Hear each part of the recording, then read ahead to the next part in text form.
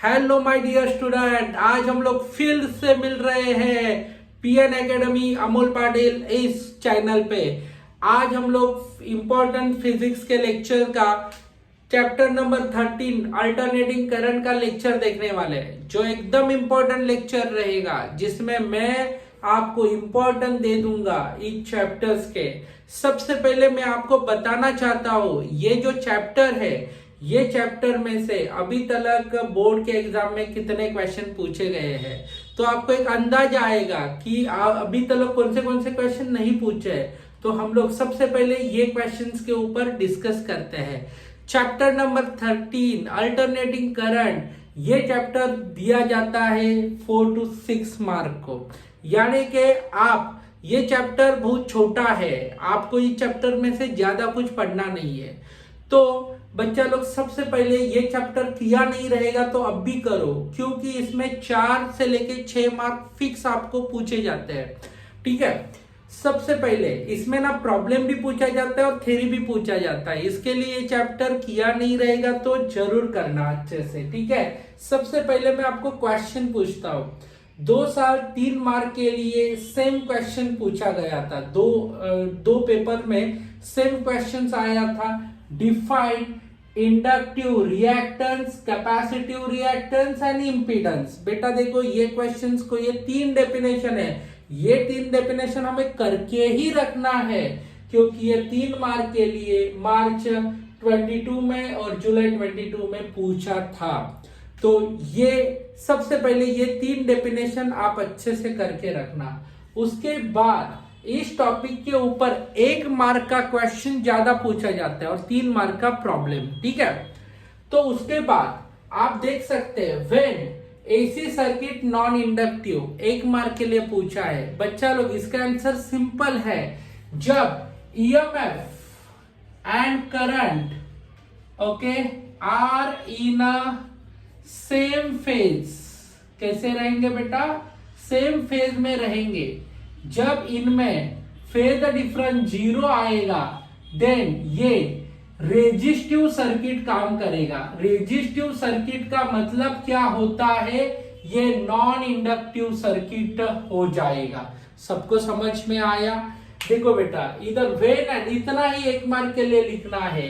21 में क्वेश्चन पूछा था, AC circuit is a non inductive, EMF and current are in a same phase, phase difference 0 रहेगा, सो वो resistive circuit काम करेगा। 1 मार्क के लिए पूछा था। उसके बाद when average value of alternating current over complete cycle, यानी कि कंप्लीट साइकिल के लिए इसका एवरेज करंट कितना रहेगा, तो average current for a complete cycle कितना रहेगा बेटा? 0। आंसर 1 मार्क मिल गया। इसका मतलब आप ऑब्जर्व कर सकते हैं, एक तो अभी तक के जितने भी एग्जाम हो गए उन्होंने 1 मार्क के लिए ये टॉपिक में से क्वेश्चन डाले, नहीं तो डेफिनेशन पूछे है, तो आपको डेफिनेशन करके ही रखना है और बेसिक कॉन्सेप्ट के ऊपर ये 1 मार्क के लिए क्वेश्चन है। अभी देखो, एक्सप्लेन, ये क्वेश्चन पूछा था, explain why total impedance of a circuit decreases when capacitor added in a circuit, inductor and capacitor. एकदम सिंपल बेटा, इंपीडेंस का फॉर्मूला आपको पता है। What is the formula of impedance? Sorry, impedance का फॉर्मूला क्या है? Z is equal to root of R square plus XL minus XC का स्क्वायर।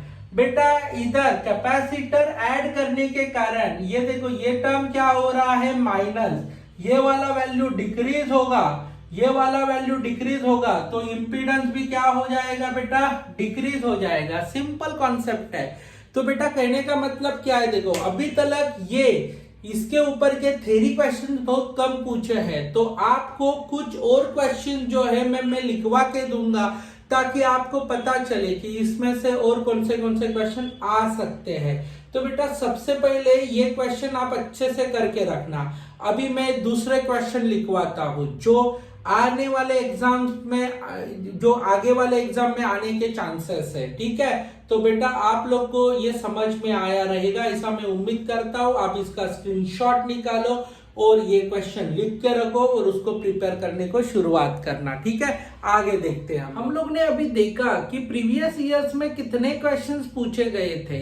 अभी हम लोग देखेंगे कुछ एक्स्ट्रा क्वेश्चन, जो क्वेश्चन पूछे जाएंगे 3 मार्क के लिए। ठीक है, तो बेटा देखो, explain AC voltage apply to the resistor. ये देखो, एक डेरिवेशन हम लोग ने कर दिया, तो उसी डेरिवेशन के ऊपर इंडक्टर का भी वैसा ही डेरिवेशन बनेगा, सिमिलर डेरिवेशन कैपेसिटर का भी बनेगा।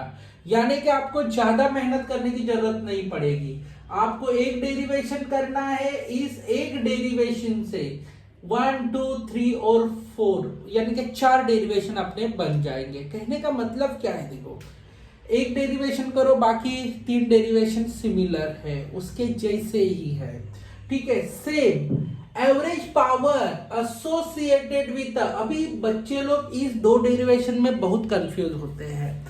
जैसे कि आपको पूछा जाएगा AC voltage apply to the resistance, अलग डेरिवेशन है, और जब आपको बोला जाएगा एवरेज पावर, याद रखना ये वर्ड, तब वो डेरिवेशन चेंज होता है। एसोसिएटेड विद द इंडक्टर, एक डेरिवेशन हम लोग ने अच्छे से किया। सिमिलर डेरिवेशन किसका है, कैपेसिटर, ज्यादा मेहनत करने की जरूरत नहीं है। Similar derivation resistor, similar derivation okay series LCR circuit. कहने का मतलब क्या है, देखो, एक डेरिवेशन आप अच्छे से करना है, 3 डेरिवेशन अपने आप क्लियर हो जाएंगे। ठीक है, उसके बाद एक्सप्लेन एसी एलसी ऑसिलेटर। ठीक है, ये भी आपको अच्छे से प्रॉपरली करना है। और derived expression for resonance frequency, एकदम हाई प्रोफाइल डेरिवेशन। तो कहने का मतलब क्या है, देखो, ये क्वेश्चंस आप लोग अच्छे से करके जाना। पहले वाले 3 क्वेश्चंस, 3 डेफिनेशन आपको अच्छे से करना है, ये टॉपिक आपका क्लियर हो जाएगा। यदि आप थोड़ा भी टाइम वेस्ट मत करना, जितना हो सके उतना ये फटाफट कर देना। ठीक है, ये टॉपिक आपका क्लियर हो जाएगा। तो ये आपको वीडियो डेफिनेटली समझ में आया रहेगा और आप लोग को फायदेमंद साबित होगा।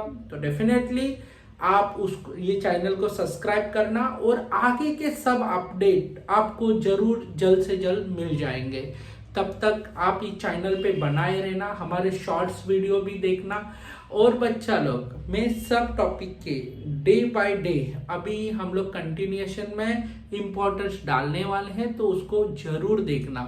थैंक यू, आपको जरूर फायदा होगा। और कमेंट में लिख देना यदि आपको कोई भी डेरिवेशन चाहिए है और सपोज वो तब जा रहा है, कैसे याद रखने का, उसके लिए कमेंट में लिख देना, हम लोग वो डेरिवेशन का लेक्चर डाल देंगे। समझ में आया बेटा?